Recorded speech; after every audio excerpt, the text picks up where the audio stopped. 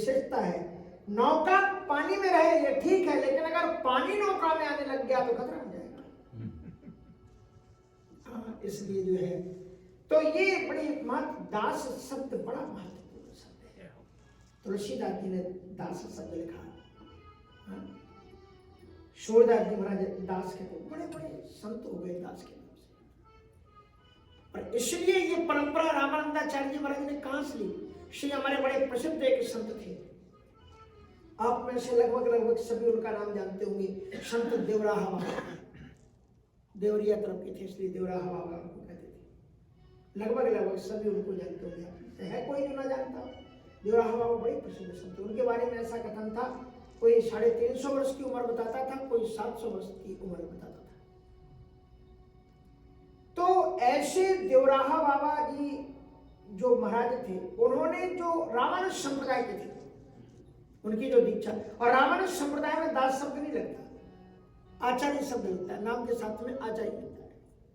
लेकिन देवराहा बाबा जी इतने प्रभावित थे दास शब्द से कि उन्होंने अपने शिष्यों को जो दीक्षा दी, उन्होंने परंपरा बदल दी। भले ही रामानुज संप्रदाय के थे, अपने शिष्यों को जो भी नाम दिया दास लगा करके दिया। और ये हनुमान जी को आचार्य मान करके, क्योंकि हनुमान जी महाराज खुद रावण से कहते हैं, दासो हम कौशलेंद्र से सानिध्य मम कृता, मैं श्री राम का दास हूं, ये मेरा परिचय है।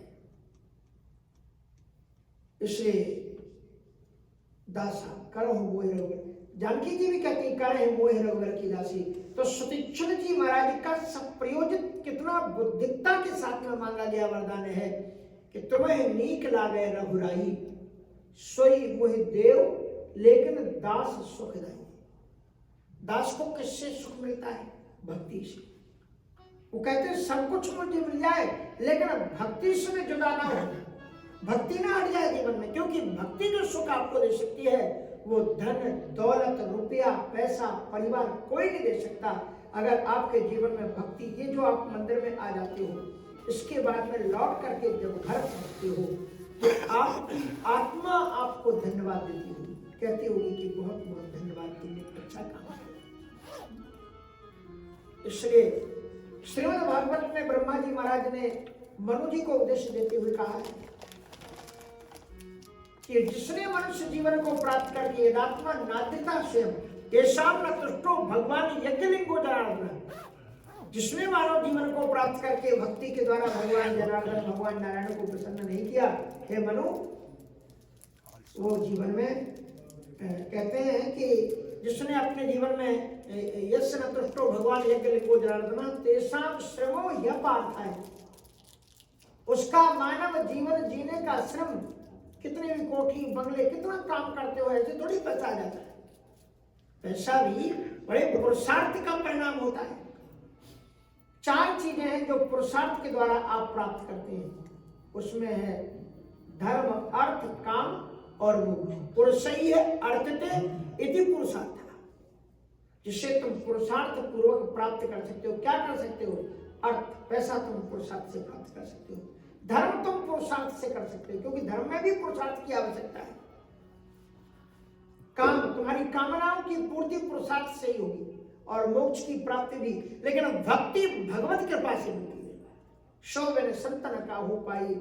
इसलिए जीवन में ये जो भक्ति है, भक्ति ही जीवन का परम सुख और आनंद है। जिस दिन आप नहीं आ पाओगे, आपको लगेगा कि कुछ आज छूट गया, कुछ मिस हो गया।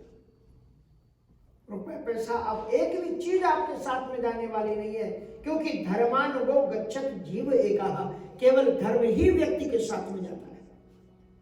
चाहे कितना रुपया पैसा हो, आप कुछ भी कर लो, लेकिन ये जो मंदिरों में, ये कथाओं में, ये यज्ञों में जो आप भंडारे करते हो, लंगर करते हो, जो दान करते हो, वस्तुतः इसी की एंट्री इंद्र के कोष में होती है, कुबेर के कोष में होती है कि ये पैसा तुम्हारा अलग से लगा। आप जानते हो ना कि इसमें क्या नॉन प्रॉफिट, उसमें फिर टैक्स नहीं लगता। तो जो आपने यहाँ की सरकारें भी ये मानती हैं, ऐसे भगवान के यहाँ पर है, क्योंकि वो ये मान लेते हैं कि ये तो सीधे भगवान को चला गया, इस पर टैक्स कैसे लगाओगे? बड़ा टैक्स दे दिया उसने, भगवान को दे दिया। और अगर ऐसे भंडारे करने से अगर श्रोता भी कुछ बढ़ जाते हो, और लोग भी आ जाते हो तो वो देखो पैसा भी तो धन है ना, जिन्होंने भगवान का नाम लिया और फिर प्रसाद पाया। किसका लंगर है तो उसका नाम आया, तो भाई इनका लंगर है। तो ये बड़ी भगवान की मंगलमयी कृपा होती, उसकी तरफ से फिर वो लंगर होता है, जीवन धन्य होता है। पैसा तो लग ही रहा है, पता नहीं कितनी चीजों में लग रहा है, लेकिन इसमें लग जाए कितनी बड़ी चीज है। भगवान की कृपा है, वही धन धन है, सो धन धन्य प्रथम गति जाती। वही धन धन्य है जिसकी प्रथम गति। और प्रथम गति क्या है? भगवत शरणागति, भगवान के चरणों में चला जाए, इससे बड़ी कोई प्रथम गति नहीं है। तो दास्य भक्ति जीवन में बनी रहे। यदात्मा नाद्यता स्वयं, जब आप घर जाओगे तो आपको आपकी आत्मा धन्यवाद देगी कि बड़ा अच्छा किया तुम आज कथा में हुआ है। आपका दिल आपको धन्यवाद देगा, किसी के धन्यवाद देने की जरूरत नहीं है। अगर आपकी आत्मा ही आपको धन्यवाद दे तो इससे बड़ा धन्यवाद कुछ नहीं है। क्योंकि हनुमान जी महाराज जब लंका के लिए गए तो कितने कॉन्फिडेंस के साथ में उन्होंने बानरों से एक बात कही कि हुई है काज, निश्चित रूप से मैं सक्सेस हो जाऊंगा सीता की खोज में। क्यों? मुझे हर्ष विशेष, क्योंकि मेरा दिल मुझे प्रसन्नता दे रहा है कि तुम अच्छा काम कर रहे हो। चलो, और अगर तुम्हारी आत्मा जिस काम को गवारा कहे कि तुम अच्छा काम कर रहे हो, उस काम निश्चित रूप से समझ लेना कि अच्छा है। आत्मा आपको गलत कभी बताई नहीं। दूसरे लोग आपको सपोर्ट कर सकते हैं, हाँ कर डाल तू, उसने ऐसा किया तू भी ऐसा कर दे, लेकिन आत्मा कहेगी नहीं, उसने जो किया उसका कर्म हो जाने, तुम अच्छा काम करो। आत्मा कभी भी गलत रास्ते को चलने के लिए, क्योंकि ये श्रीमद् भागवत में अविज्ञात नाम का सखा है। श्रीमद् भागवत में कभी आप चतुर्थ स्कंद का पुरंजनोपाख्यान पढ़ना, उसमें तुम्हारी सबकी कहानी लिखी हुई। हाँ, 25 अध्याय के बाद में आप पढ़ना पुरंजनोपाख्यान में क्या है। तस्या विज्ञात नामासीत सखा विज्ञात चेष्टा, पुरंजनोपाख्यान छूट जाता है कथाओं में, प्राय कर नहीं कर पाते लोग, और उसको समझाना भी आप 20 बार पढ़ लोगे भी ना तो भी आपसे कहा जाए कि पुरंजनोपाख्यान सुनाओ, आप नहीं सुना पाओगे कहानी, टू डिफिकल्ट। तो कहने का मतलब ये है कि बड़ी सुंदर बात है दास्य भक्ति। सतीक्षण जी ने कहा कि तुम्हें नीक लागे रघुराई, हे मेरे प्रभु आपको जो अच्छा लगे वो दे देना, लेकिन मेरी दास्य भक्ति ना हो जाए, मैं आपका सेवक बना रहा हूं। क्योंकि जो इंद्र बने हैं, जो विष्णु बने हैं, जो शंकर बने, ये भी तो भगवान की कृपा से बोले, वो मत बना देना मुझे। तुम्हें नीक लागे रघुराई, सोई मुहि देव दास सुखराई। और फिर भगवान ने क्या वरदान दिया? अविरल भगति विरति विज्ञान। आप पूरी रामचरितमानस को पढ़ करके देखना, ये जो शब्द है विरति और विज्ञान शब्द किसी भक्त के साथ नहीं, हनुमान जी के साथ में। हनुमान जी, राम जी कहते हैं कि ज्ञानी होते अति प्रिय विज्ञानी। मुझे ज्ञानी से भी ज्यादा कौन प्रिय है? विज्ञानी। ये विज्ञानी और ज्ञानी का फर्क आप जानते हैं? विज्ञान का मतलब साइंसिस्ट मत समझ लेना कि साइंसिस्ट जिसको आता हो, जो चंद्रमा और सूर्य की गति को देख लेता हो, सूर्य ग्रहण और चंद्र ग्रहण को देख, वो साइंस नहीं। विज्ञानी वो है कि जो तुम ज्ञान जानते हो वो ज्ञान तुम्हारे जीवन में प्रैक्टिकल में आ रहा हो, चरितार्थ हो रहा हो, तो कहते हैं वो ज्ञानी मुझे ज्यादा अच्छा लगता है। क्योंकि जो ज्ञान को क्रियात्मक, जानते तो तुम तमाम चीजें हो, लेकिन हो उल्टे जैसे रावण की तरह। रावण से बड़ा कोई विज्ञानी था? रावण राम जी के सामने पहुंच गया धनुष यज्ञ में, राम जी को प्रणाम किया तो महाराज उसके पिता ने बताया था कि जनकपुर में तुम्हारी भेंट होगी, तुम्हारे तारनाहर से साक्षात नारायण तुम्हारे उद्धार के लिए आएंगे। तो जब वो वहां पर पहुंचा तो उसको श्रेष्ठ, तो उसने विद्या का उसने प्रभाव डाला और सारे लोग उसमें डूब गए, केवल राम मुस्कुरा रहे थे। रावण जान गया यही भगवान है, नीचे आओ आपसे दो बातें करनी। तो राम जी ने पूछा क्या बात करना चाहते हो? क्योंकि जैसे वो राम को देख के पहचान गया, राम जी भी देख के पहचान गए ये कौन है। तो राम जी ने पूछा कि वहां से आप कैसे आए? आप बोले मैं दुनिया का सबसे बड़ा ज्योतिषी हूं। और एक बड़ी अच्छी बात है कि अगर आपको ईश्वर ने कोई विद्या दी है, कोई कला दी है, कोई ज्ञान दिया है, कोई विज्ञान दिया है, तो मंदिर में चाहे आप आधा घंटा लगाना अपने ज्ञान को मंदिर की सेवा में लगाना। इसलिए हमारे भारतवर्ष में जो भी कलाकार होते हैं, जो भी होते हैं, वो कुछ ना कुछ मंदिर में अपनी कहते हैं कि भगवान दुनिया के लिए तो मैं अपनी इस कला को लगाई रहूं, थोड़ा भगवान के लिए लगाऊं।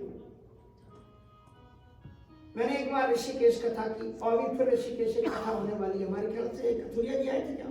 हाँ, कथुरिया जी आए। अभी 21 दिसंबर से 29 दिसंबर तक वहीं पर भरत मंदिर है, वहाँ का प्रसिद्ध, वहीं पर कथा हो। आप कोई भी आना चाहे तो आपका स्वागत है। तो वहाँ पर जब कथा हुई, बहुत पुरानी बात है, 91 के आसपास की, तो एक सज्जन आए थे। अगर आपने श्रीमती इंदिरा गांधी जी के देहावसान के समय पर जब वो झंडे झुका दिए गए थे, तो लगातार क्लारनेट बजता रहा था। वो 16 प्रोफेसर साहब थे पूना के, वो वहां पर आए और उन्होंने मेरे साथ में 4 धाम की यात्रा की। मैं संक्षिप्त में बात बता रहा हूँ। तो उन्होंने बार बार यही कहा कि जहां भी मंदिर में पहुंचते थे, बद्रीनाथ धाम मंदिर में पहुंचे और जो भी केदारनाथ मंदिर में, हमारे लिए तो नीचे से पत्र लिख दिया गया था, तो सब जगह व्यवस्थाएं थी दर्शन की। तो उन्होंने कहा मुझे 5 मिनट बजाने के लिए चाहिए, ताकि मैं जो जानता हूँ वो ठाकुर जी के सामने सेवा में समर्पित कर दें। अगर आपको विज्ञान आता है, आपको कंप्यूटर आता है, आपको सफाई आती है, आपको भोजन कुछ भी आता है, तो मंदिर में आके कर जाओ। ये भगवान की सेवा है। कुछ नहीं आता तो झाड़ू लगानी आती होगी, कुछ नहीं आता तो चद्दर उठानी बिछानी आती होगी। जो आप कर लो, आप इस चीज को आप देखना हो तो गुरुद्वारों में देखो। एक बुरा नहीं मानना। एक बात सुना दी कथुरिया जी, सुना। लंदन की बात है। लंदन में मैं विष्णु परिषद की तरफ से गया था। विशिष्ट प्रायोजन था सारे लोगों को, जो पिछड़े वर्ग के लोग थे वो अलग अलग धर्मों, तो मैं गया हुआ था उस काम से। एक सज्जन मुझे क्या नाम, साउथ हाल से लगभग 5 घंटे की 7 घंटे की ड्राइव थी, कहीं जाना था। तो एक सज्जन बोले कि मैं आपको लेके चलूंगा अपनी गाड़ी से। उन लोगों ने तो कहा मुझे तो कुछ भी फर्क नहीं पड़ता, तुम बस में बैठा दो, मैं बस से चल जाऊंगा। ये कोई चक्कर नहीं कि हमें वीआईपी बन के जाना है, कुछ नहीं। अगर वीआईपी बन के चलते तो आपके बीच में होते नहीं। तो मैं वहां पर एक सज्जन मुझे लेकर के गए, पति पत्नी ड्राइवर, एक और सज्जन उनके फ्रेंड, और इतने लोग लेकर के मुझे उस दूसरी जगह पर ले गए जहां मुझे प्रवचन करना था। बेचारों ने 6 घंटे ड्राइव की और वहां जाकर के प्रवचन हुआ। उन्होंने सोचा प्रवचन करने के बाद में जाएंगे। प्रवचन के बाद वो मेरे रूम में आए और थोड़ा सा भोजन का मामला था, तो हमको जो रसोईया था वो एक थाली लेकर के आया। तो मैंने कहा कि भाई ये लोग आए हुए हैं, इनके लिए प्रसाद। पुलिस के लिए हमें कोई आर्डर नहीं मिला था इनके लिए। हमने कहा बेचारे लोग वहां से लेकर के हमको आए और आपके काम के लिए लाए, थोड़ा सा ध्यान होना चाहिए था। तो उन्होंने कहा महाराज जी आप चिंता मत कीजिए, बगल में गुरुद्वारा है, मैं अभी आता हूँ। हाँ, और वो सब गुरुद्वारे चले गए। 9:30 बजे गए और वहां से प्रसाद पाकर के लौटे। बोले महाराज बड़े चकाचक ढंग से कढ़ी थी, फुल्का थे, चावल थे, और बड़े आनंद से खा करके। थोड़ा सा चिंता की बात नहीं, सोचना नहीं चाहिए हिंदुओं को कुछ चिंतन, थोड़ा सा कुछ ना कुछ तो एक्सप्रेशन होना चाहिए दिमाग में। तो इसलिए ये बड़ी महत्वपूर्ण बात है कि कथाओं के टाइम पर बहुत से, हाँ कथा में प्रसाद की दृष्टि से जाओ। एक बार तो में शायद दीक्षित जी ने ही बताया था, किसी ने बताया था कि कभी कभी फोन आते हैं कि पंडित जी आज का मेनू क्या है।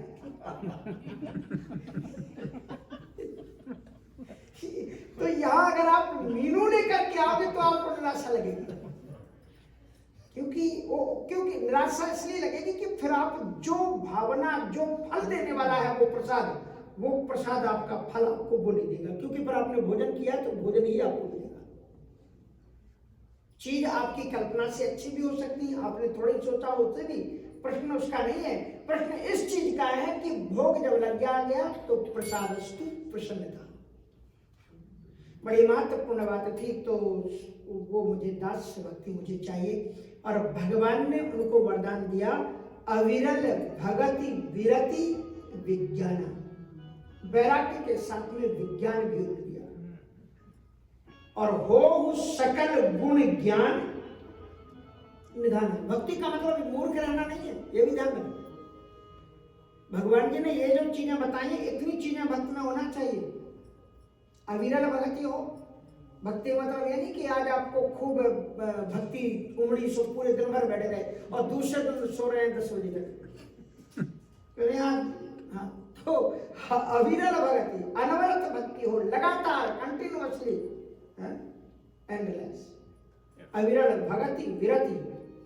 और जो भक्ति से विरत चीजें हैं, उन चीजों से वैराग्य होना चाहिए।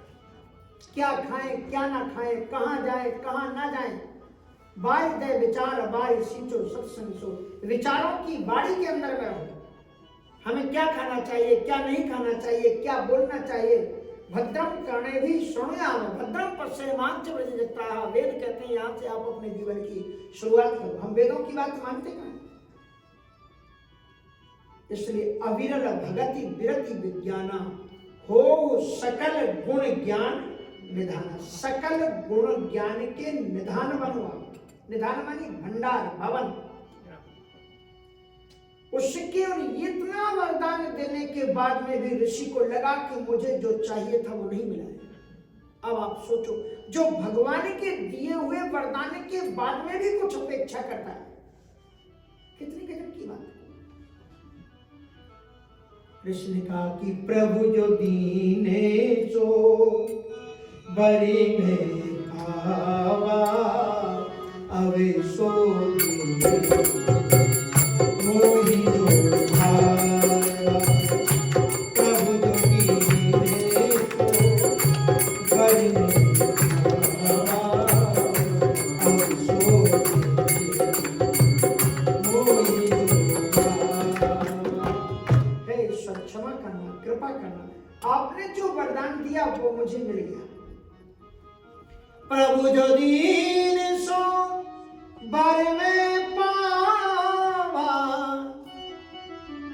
अब सो दे हो मोहि जो भावा। अब मुझे जो अच्छा लगता है वो वरदान आप मुझे दे। क्या वरदान चाहिए? तो फिर वरदान मांगते हैं कि अनुज जानकी सहित प्रभु चाप बाणे धरि राम, मम हिय गगन इंदु इव बसहु सदा काम। अनुज जानकी सहित प्रभु,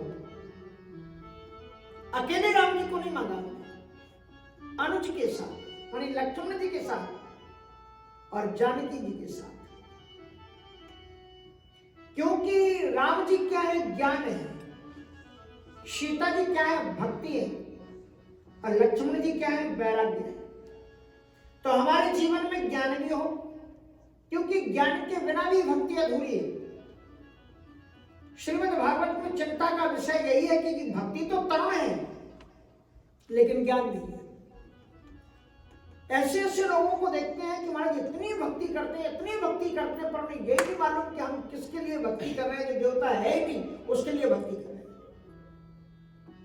सारी व्यर्थ हुई उनका सारा। इसलिए ज्ञान भी तो होना चाहिए कि तुम्हारे देवता कौन है। वाल्मीकि रामचरितमानस में इसी कांड में आगे चल करके भगवान सबरी को भक्ति का वरदान देते हैं, लेकिन उसमें 5वीं भक्ति बताते हुए सावधान करते हैं कि मंत्र जाप मम दृढ़ विश्वास, मेरे में दृढ़ विश्वास करके मंत्र का जाप करे।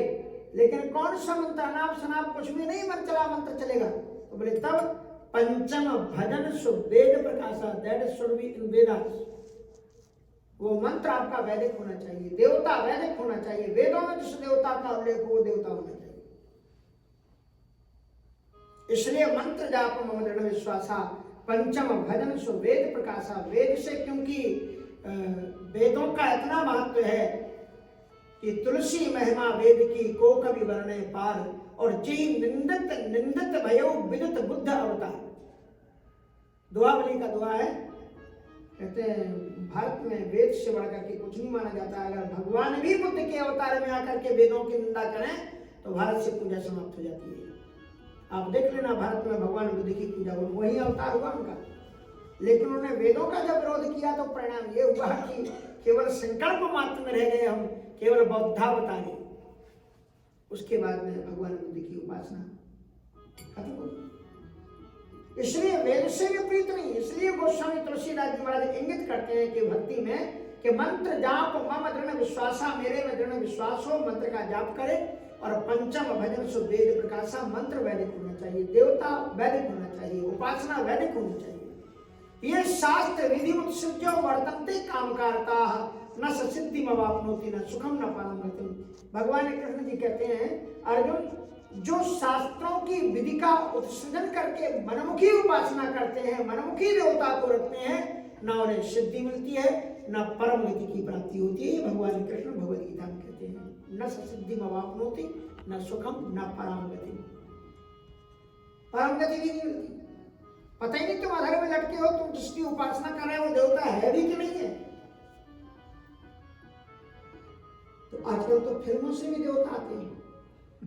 हाँ, फिल्में भी नए नए देवताओं को प्रतिष्ठापित कर दिया जाता है, उससे भी देवता चल पड़ते। तो मेरा कोई भी ये नहीं है, लेकिन वैदिक शास्त्र का स्थापना करना मेरा कर्तव्य है, इसलिए मैं इस बात को आपके सामने बोल रहा हूँ। तो उन्होंने बड़ी सुंदर बात कही कि महाराज अनुज जानकी सहज प्रभु। श्री कहा गया ना, वृंदावन में भक्ति तो तरण हो गई, लेकिन ज्ञान और वैराग्य बुजुर्ग होकर के पड़े।